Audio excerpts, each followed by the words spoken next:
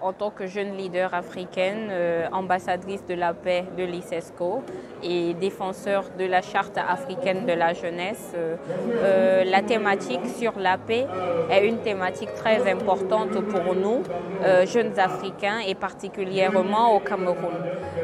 Nous savons que depuis quelques années, nous faisons face à la crise du Boko Haram dans l'extrême nord du Cameroun. Et donc pour ça, nous sommes concernés au tout premier plan pour montrer la place importante que la jeunesse sahélienne joue pour pouvoir contribuer à la paix dans notre pays. Et nous avons vu des jeunes qui ont été instrumentalisés et utilisés dans le cadre de l'extrémisme violent, mais qui par la suite, certains d'entre eux se sont rendus compte qu'ils ont commis des erreurs très graves en prenant les armes.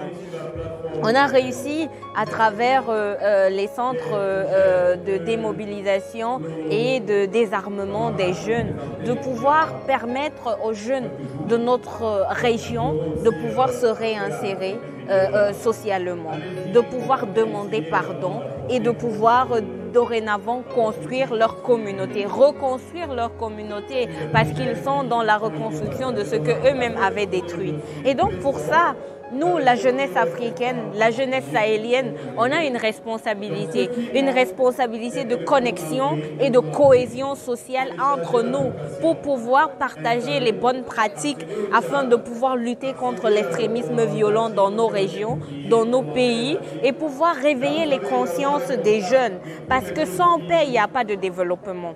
Sans renforcement de capacité des jeunes dans le domaine de l'éducation, de l'entrepreneuriat, de l'emploi, cela va être difficile pour nous de pouvoir contribuer au développement de nos régions et de la zone du Sahel. Et je félicite l'initiative du Youth Connect Sahel pour avoir permis de rassembler les 10 pays du Sahel en Afrique afin que nous puissions prendre nos responsabilités. Dans le cadre des travaux lors de notre panel, il était question d'échanger sur le dialogue intergénérationnel entre les jeunes et nos aînés. Il n'y a pas on va dire quoi, il n'y a pas de combat entre la jeunesse africaine et les aînés. Au contraire, il y a plutôt un souci de complémentarité.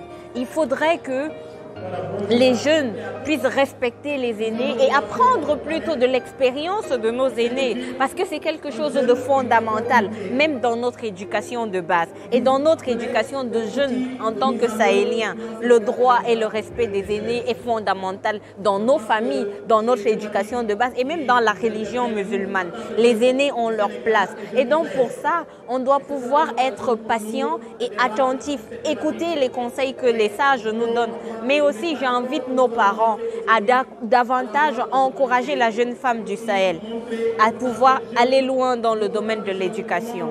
Parce que dans notre région, dans nos localités, on a tendance à parler dans les zones sahéliennes de mariage précoce, de violence basée sur le genre. Je demande humblement à nos aînés, à nos parents, à nos leaders traditionnels et religieux de davantage encourager l'éducation de la jeune fille. Je suis un pur produit du Sahel. Je suis la présidente des jeunes du Cameroun et c'est ce plaidoyer-là que je fais à nos aînés, à nos leaders, à nos parents, afin que les jeunes filles qui sont éduquées puissent davantage former nos jeunes sœurs, ouvrir et éveiller les consciences, montrer que la jeune fille du Sahel peut, que la jeune fille du Sahel doit oser aussi et que la jeune fille du Sahel, elle a pleinement sa place dans les instances de prise de décision, mais aussi elle a pleinement sa place dans la contribution au développement de nos pays, au développement de notre communauté sahélienne, mais aussi au développement du continent africain.